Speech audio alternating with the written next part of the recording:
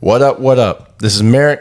I'm representing Hustlenomics LLC. Yes, sir. Today, man, it's our first podcast. Today, we're going to be interviewing Merrick. We're going to learn about your plans, your goals within real estate, what we trying to do, and the introduction to the podcast. Sure. Man, I'm happy as hell to be here with the best co-host, Terrence. I just cussed. Whatever, man. First take. All right, we bleep that. Bleep that out. We real people, man. Yeah, that's true. But just bleep that out. We bought that, man. No doubt. Damn. But let's break into how I got started.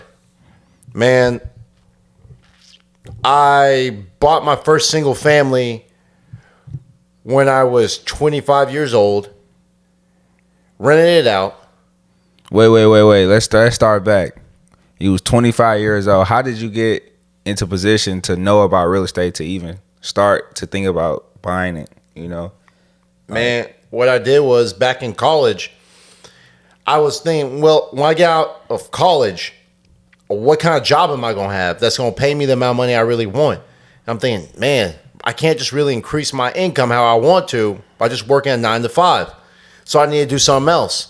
So through a lot of trial and error, I even bought my first house when I was in college to rent it out. So this wasn't your first endeavor. This is your second attempt. Okay, it's my second. I bought my first house in college. But in college, but I had to sell it.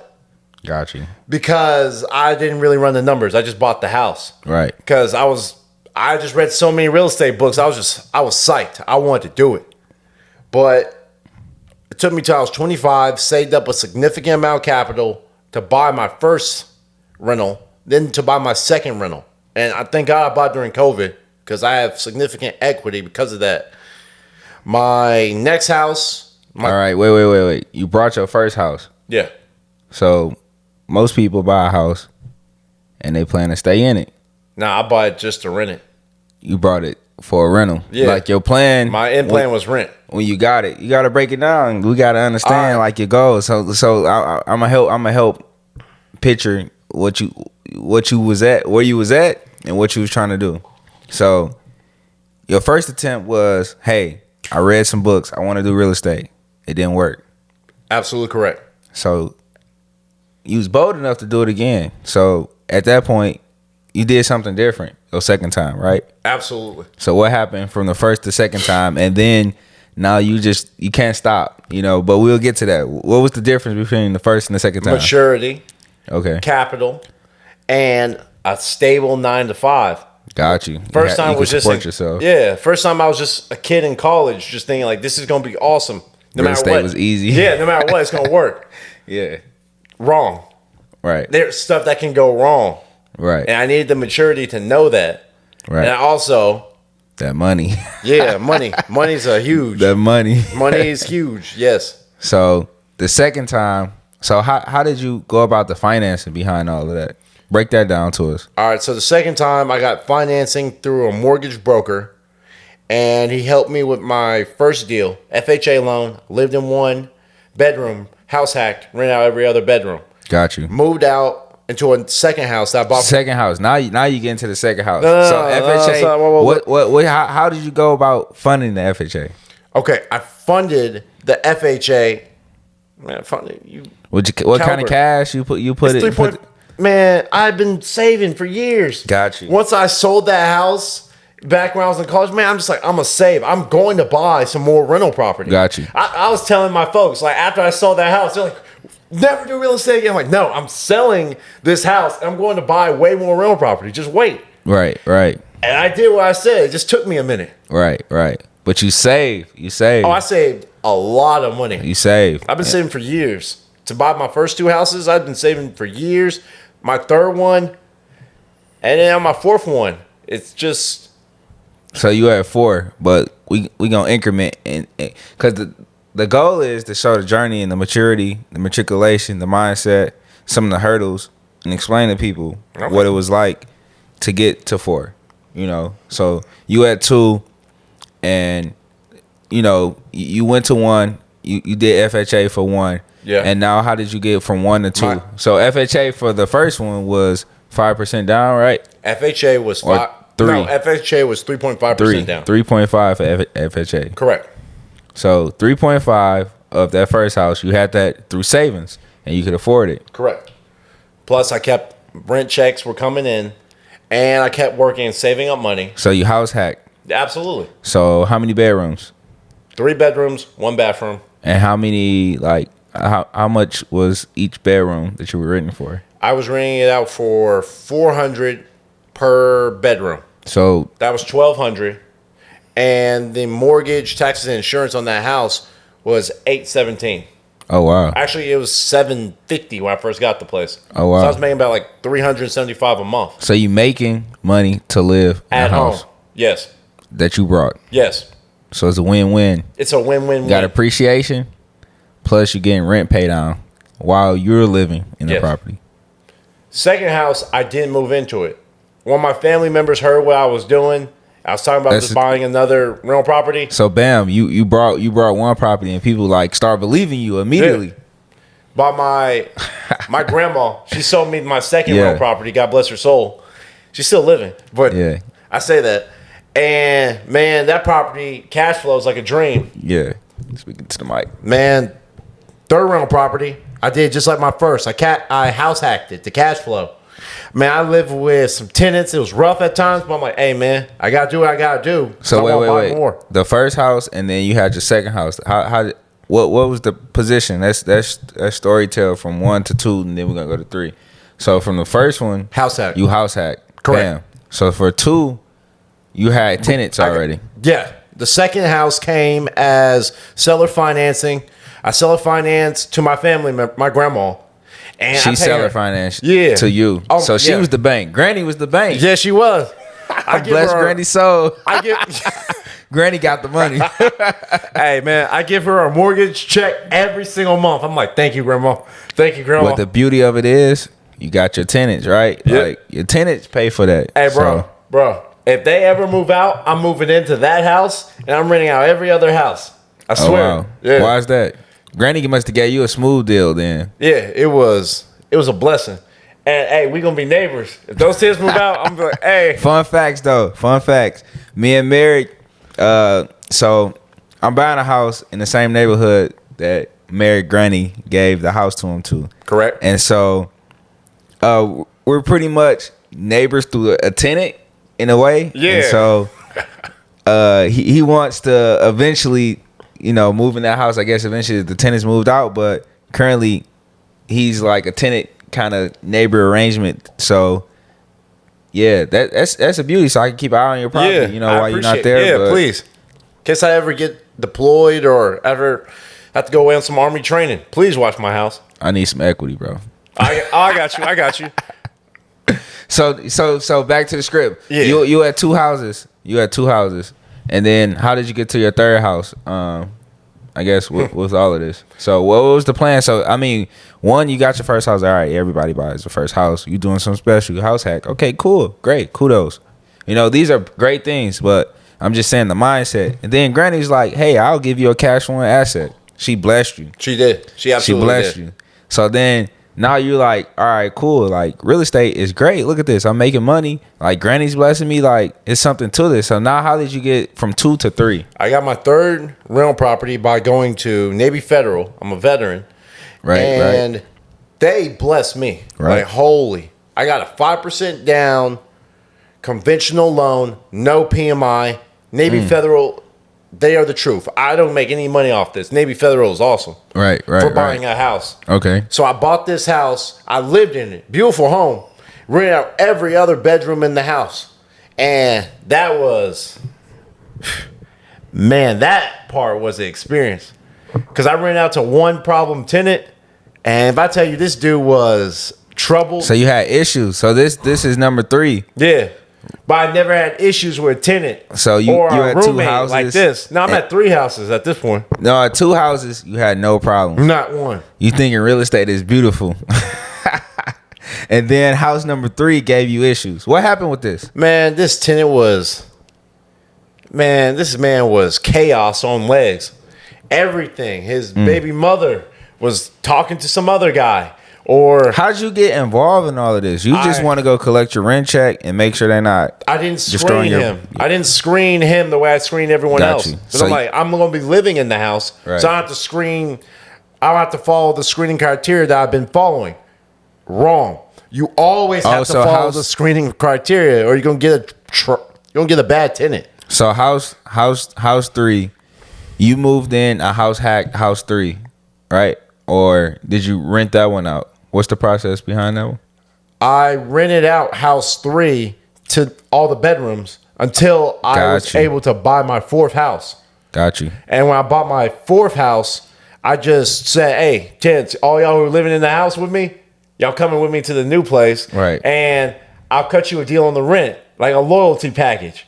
Right. And so they all just moved with me. I'm like, this is awesome. Right. So now you go from 1, 2, where 2 you house hack number 3 going into 3, and so now you got 2 other ones where you got tenants in both of those, and then you had this house number 3 where you were house hacking, but you had the nightmare.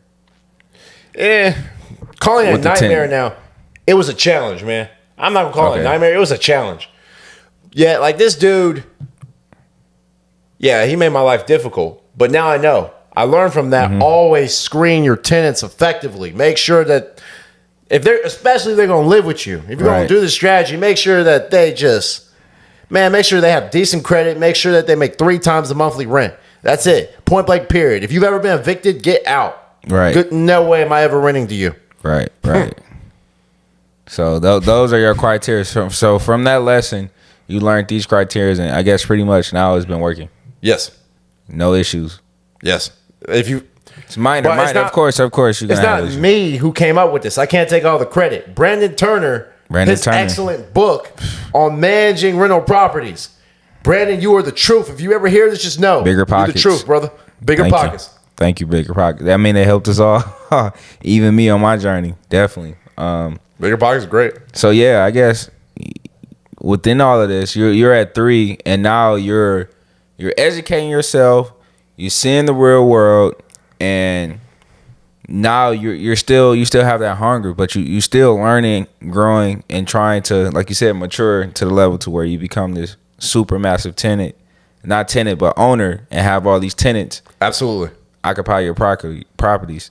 And so now let's talk about the transition. So 3 is rocking and rolling. You say, hey, I got to taste of real estate. I got bad tenants. I got to deal with it, and you had this hunger to get another property. So now, like, you going into property number 4. Yes, sir. But currently, like, you're netting money from those other 2 properties plus the property that you live into. Correct. So now you have cash flow significantly enough.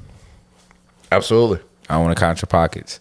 No, I throw some numbers out here, high and low. Okay. I'm gonna just be like this. Some people. Here we go. Get the people what they want. Everybody want to make some money. All right. A lot of people want to see the top side. Most people start off as teachers making around 55, 60K. Okay. So I was making around assistant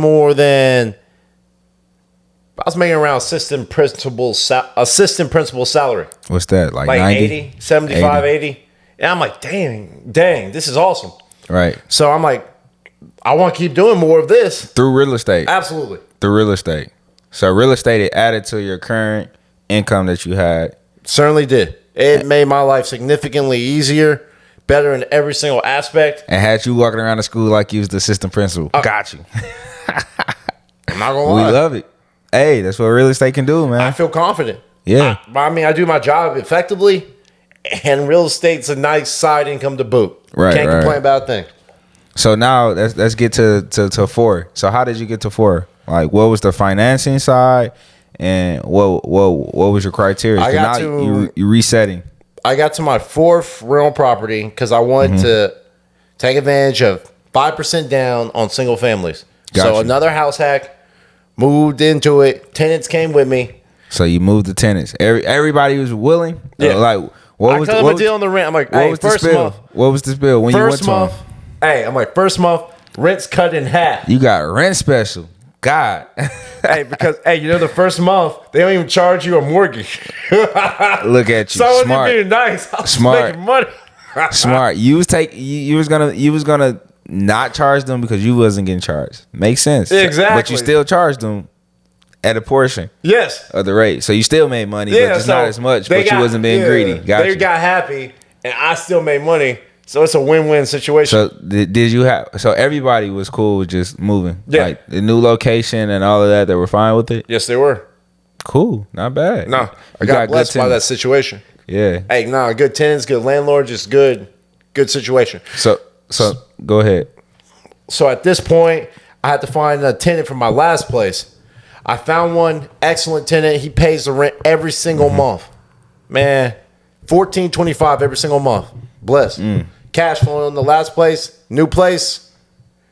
Man, there's a couple of those tenants left. I got some new ones. Let's break it down. What happened with some of those tenants? They like why would someone want to leave someone that's giving them half on rent? For he got the mother of his child got pregnant. He got her pregnant, and he had to leave and be a father. I'm being nosy. I don't care. Hey man, he's a grown man. I got you. So everybody can house hacking. It can work as long as we respect each other in the house. Absolutely. And we're not stepping out on any boundaries that would make the house uncomfortable. So it is a possibility to say, hey, I like living by myself, but can I make the sacrifice to live with others for my financial benefit, but still not be detrimental to my current situation? Man, and you made that sacrifice. I still will make that sacrifice. That's a blessing. Like I will for the next. I'm thinking 3 to 4 years. I can continue to live like this, and I'm just gonna keep on saving up money. Right. So now you're at 4, but what's the ultimate plan? What's the goal, and what's the strategy to bring it home? Like you can buy houses until you die. Like eventually you have to get commercial loans and stuff. You'll cap out. But you can keep buying homes and houses forever. But what's the goal? What's the motivation? What's the drive behind all of this? I want to live a very great life. Got you. And I believe I deserve it. Got you. And so this is the one way that's legal and ethical where I can make the kind of money that I know. I mean, we're right next to Mexico. I mean, we can do some other things. I thought. I'm like, man. But this is the only legal and ethical way to make money. This is what I'm willing to do. But yeah, so that's the goal. So you want to make your wealth through real estate, and do you have any goals of pursuing more properties, commercial? Different types than just single family. Man, I guess I'm talking to investors now. I'm trying to purchase commercial. I want to buy. So that's the goal. Absolutely. What do you think is the entry for that though? Man, I was talking to this one gentleman who was saying he has $1 million of capital that he's willing to invest, but he doesn't just take out a mortgage on commercial properties. He says he just buys the whole property. So I'm like, if it's cash. What kind of properties? Like unit wise, it was a 10-unit property that I was talking to him about. He's saying probably 10, between 8 to 10 units. 8 to 10, maybe 5 to 10. Yeah, because for $1 million, if you're paying cash in Houston, it's gonna only be like 10 units. Right. That's still not bad. That's exceptional in my book. That's still not bad. I'm like, whoa. So the next step is for you at least is to get into commercial. Yes, absolutely. You still buying a single family, but the goal is to get into commercial. Absolutely, as soon as possible. Got you, and that is networking. Absolutely, networking. That's the only way I'm seeing logically. This is going to work. Right. There's enough meat on the bone for everyone to be happy in commercial property. I mean, commercial real estate. Break it down to us. Like what's the different avenues? What's the different ways? What do you see? What do you see currently? What do you mean? What do I see currently? Like as in when you say enough meat in the bones, most people that will listen to the show, or some people will be like, oh yeah, only the owner wins. Like but in commercial, it's different. You can have investors. You can have break it down. Yeah, there's property managers. Property managers make money. The investors make money. They make either monthly or quarterly rent distributions. Wow. Obviously the people who are owners, they get their rent checks every single month. Right. Or however, if it's an apartment syndication, however it's set up, they would get their rent checks every quarter, monthly, quarterly, or maybe even yearly, which is annually. Right. So I personally would never want to get paid annually, but I can live with monthly or quarterly. Yeah. Right. So it's not a million different ways, but it's a number of different ways for investors to get into apartments. For the standard investor, you may only think, hey, the guy that you brought up that had $1 million to deploy is the only way to make money. But there's a number of different ways. One being syndications is a way for someone to make their entry into apartments and investing from that perspective. Absolutely correct. That's good. So I guess, But hey, Terrence, somehow you got your start, man. You want to talk about me? A little bit, yeah. How'd you get your start, man? So my journey started with real estate when I graduated in 2013. Well, no, not 13, but that 2019. Sorry, I graduated college, and so I was kind of like complex of doing real estate full time or going to graduate school, and so it's been a long journey for me. I feel like it's been too slow of a journey, but we're gonna excel from that. But my journey now is currently I'm getting a new build, and so by me being a college student, limited income, like Merrick said, you kind of don't have the income. You kind of can have all the knowledge that you want, but you kind of need some money to be in this business. And so for me, my goal was to be able to find the money. I'm always about who has my money. Like Grant Cardone, my guy, who has my money. And so within that, they do have programs out here that allow people to be able to have that ownership who are low income. And is a certain group of people who do want to own homes. They have possibilities for programs, not only low income, but different criteria out here. And so what I did was I did my homework. Bro. And so I was able to find different programs that allow me to have down payment assistance as well as unique criteria of certain kind of homes for me to be able to make this into fruition. That's what's up. Yes, sir. So it was a blessing, man. So I guess I'll be closing on my first home in a couple weeks now. So the next time, hopefully, we may get another one in. The next time we do this, we can be in a new beginning. Absolutely correct. But that's the plan, man. Right by the university, and we possibly can get some great tenants and use that same way my guy Merrick replicated it, and be able to have the income come in. Yes, sir. From a renter's perspective that can support me and sustain my current lifestyle. Because I always think about financial freedom is first, you kind of got to get some of your liabilities, and your liabilities right now is kind of the roof over your head, the car that you drive, the food that you eat, your entertainment, all of the necessities, as well as some people that have debt. But all of these criteria, and if we can find different ways to mitigate them, then we can be quicker on our way to save even more and build these assets that will pay for our liabilities. So, absolutely correct. It's like that said, you need a lot of assets to pay for the liabilities. Like, don't buy a car, buy a rental property to pay for the car. Right. So it's a different mindset, and yeah, man. This is I enjoy doing this, man. It's the first of many, man. And man, we all about that cash, man. Absolutely correct. All right, this is Merrick and Terrence representing Hustlenomics LLC. Peace.